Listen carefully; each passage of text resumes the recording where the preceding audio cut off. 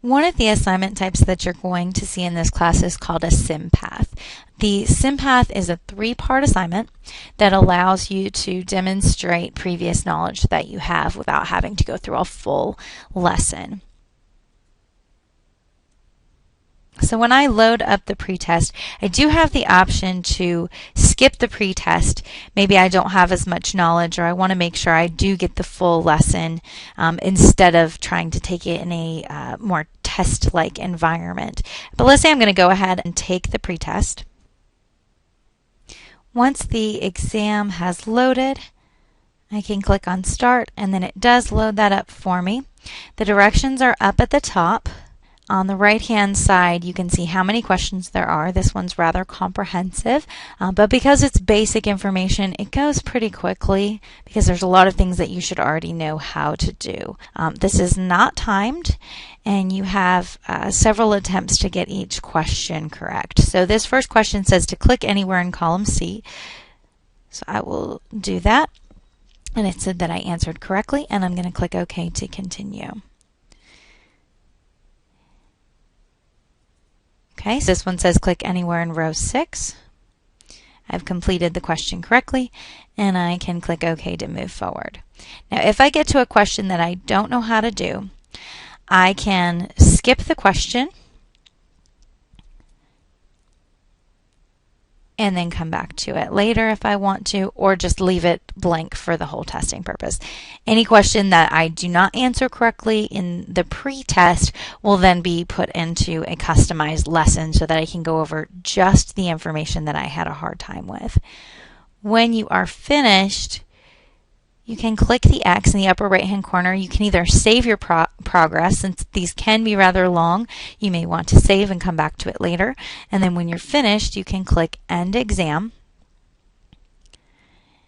And then it'll go ahead and score how you did so far. So it gives me my submission results, and it tells me which questions I got correct and then also which ones I got wrong. At this point, I did get a score of 2%. And I can click back on the assignment title, and that will take me back to my general options here. So now I've submitted the pretest, and at this point I can open a lesson to look at any questions that I may have missed. In the lesson view, we're looking at the textbook page that is associated with a specific question. So I can read about it. I can also go through these other options here on the left, Show Me, which will show me how to do it, Guide Me, which I will work along with the computer simulation to complete the question, and then there's also a Let Me Try option. The Let Me Try option is the most important one. That is what will signify that you have correctly completed that question.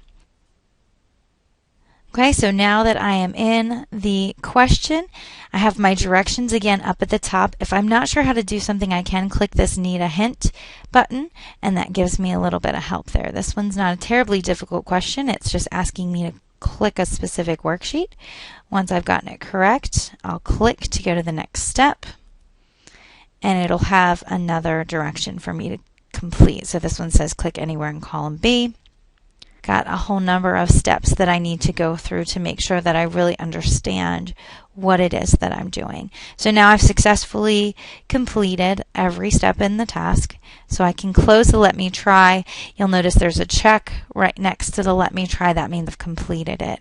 I can then use this right arrow to navigate to the next question. I go through all the questions in the lesson, and then I can click the X up at the top to end the lesson. The last step is to actually take the post-test. Now, it's not going to allow me to get to the post-test until I've done all of the steps in the lesson, so I do need to make sure that I do that. And then the post-test will just cover those questions that were in this lesson. So if I take the pre-test, and let's say it's 100 questions, and I get 90 of them correct, that leaves me with 10 questions that will show up in my lesson. Once I've completed those 10 questions, then I can go through the post-test, and the post-test will cover again, just those 10 questions. So your score comes from how you did on the pretest and how you did on the post-test. So as long as you answer all of the questions in the testing environment, whether it be the pretest or the post-test, it's going to give you credit for those, and that'll count towards your final grade.